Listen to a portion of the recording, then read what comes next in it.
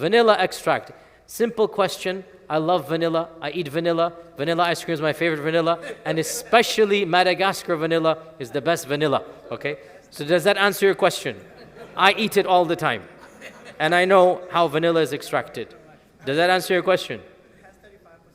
It does not have 35% alcohol when you eat ice cream. Believe me, I'm an ice cream expert.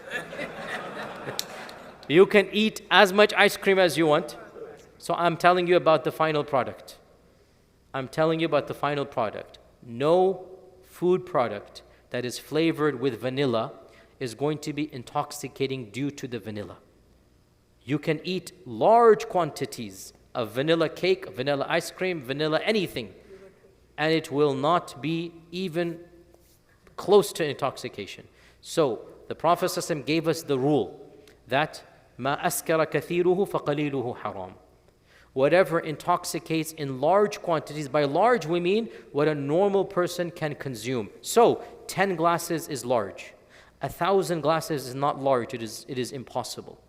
If something does not intoxicate in 10 glasses, but 1,000 glasses you will die. You will not be intoxicated. So we don't judge based upon that. Vanilla extract, when used in any food item, is not going to intoxicate at all. And I have a whole long lecture, you can listen to it online, about extraction, because the same ruling applies to this is we added, what we call that, the nutmeg.